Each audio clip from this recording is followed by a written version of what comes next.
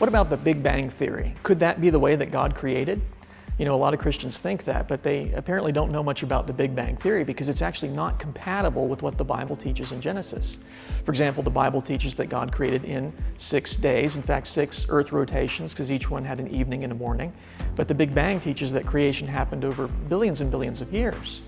The Bible teaches that God created the earth 3 days before the stars. The earth's made on day 1, stars are made on day 4, but the Big Bang teaches that stars formed billions of years before the earth did, so the order of events is wrong.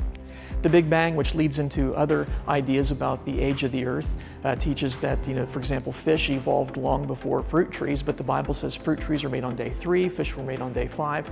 The order of events doesn't match. Biblical creation is orderly, logical, full of God's grace. Big Bang is sort of an accidental, cosmic accident. It's not compatible with what the Bible teaches in Genesis. Not only that, but the Big Bang has a number of scientific problems with it as well. There's a problem of what would cause this singularity to sort of explode from nothing into nothing.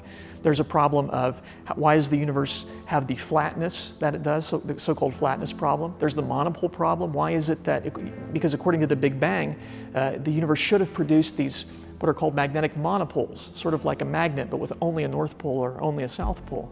And these should be abundant, and yet we don't find even one in the universe. Apparently God chose not to create them. That's fine. But you see, the Big Bang expects them. There's the antimatter problem, the baryon number problem.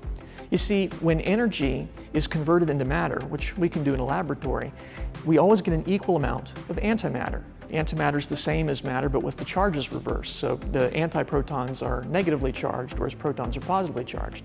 Anytime energy turns into matter, you get an equal amount of antimatter. Now, the Big Bang says that the entire universe was once energy, and then it became matter, and so it should have produced an equal amount of antimatter.